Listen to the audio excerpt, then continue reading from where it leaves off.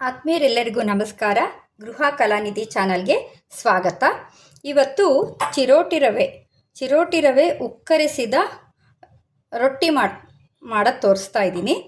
ಇದಕ್ಕೆ ನಾನು ತಗೊಳ್ತಾ ಇರೋದು 3 ಕಪ್ಪು ರವೆ. 3 ಕಪ್ ರವೆಗೆ 3.5 ಕಪ್ಪು ನೀರು ಬೇಕಾಗುತ್ತೆ. ಇದೇ ಲೋಟದಲ್ಲಿ 3.5 ಕಪ್ ನೀರು ಹಾಕಿದ್ದೀನಿ, ಉಪ್ಪು ಹಾಕಿದ್ದೀನಿ ಮತ್ತು ಸ್ವಲ್ಪ ಎಣ್ಣೆ. ಇದು ಕುದ್ದ ಮೇಲೆ ರವೆ ಹಾಕಿ ನಾವು ಮುದ್ದೆ ಮಾಡೋ ರೀತಿ ಮಾಡ್ಕೊಬೇಕು. ರೊಟ್ಟಿ ಲಟ್ಸೋಕ್ಕೆ ಅಕ್ಕಿ ಹಿಟ್ಟು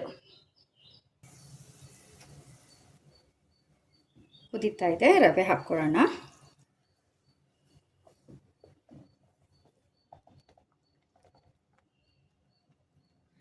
ಅಕ್ಕಿ, ಜೋಳ, ರಾಗಿ ಉಕ್ಕರಿಸಿದ ರೊಟ್ಟಿ ತಿಂದಾಗ ಈ ಥರ ಒಂದು ಚೇಂಜ್ ಮಾಡ್ಕೊಬೋದು.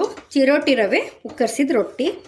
ಇದಕ್ಕೆ ಮಸಾಲೆ ಬೇಕು ಅಂತಂದರೆ ನಾವು ಇದೇ ಹಂತದಲ್ಲಿ ಮಸಾಲೆಗಳನ್ನು ಹಾಕ್ಕೊಬೋದು.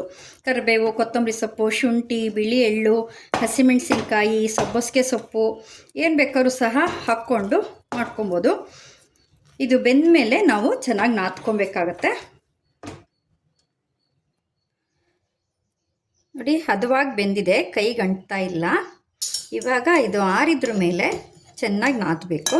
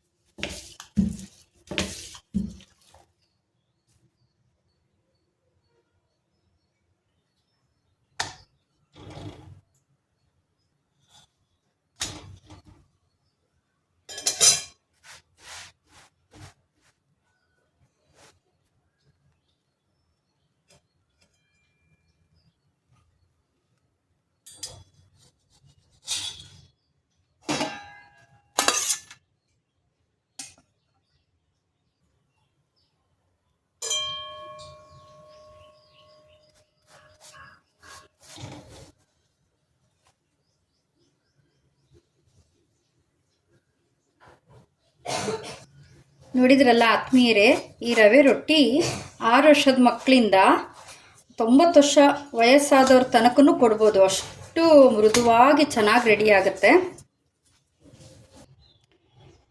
ಇದಕ್ಕೆ ಚಟ್ನಿ ಪುಡಿ, ಕೊತ್ತಂಬರಿ ಸೊಪ್ಪಿನ ಗಟ್ಟಿ ಚಟ್ನಿ ಜೊತೆಗೆ ಮೊಸರು, ಉಪ್ಪಿನಕಾಯಿ ಜೊತೆ ತಿನ್ನೋಕ್ಕೆ ತುಂಬಾ ರುಚಿಯಾಗಿರುತ್ತೆ. ಈ ವಿಡಿಯೋ ಇಷ್ಟ ಆಯಿತು ಅಂದರೆ ಒಂದು ಲೈಕ್ ಕೊಡಿ, ಶೇರ್ ಮಾಡಿ, ಸಬ್ಸ್ಕ್ರೈಬ್ ಮಾಡಿ. ಧನ್ಯವಾದಗಳು.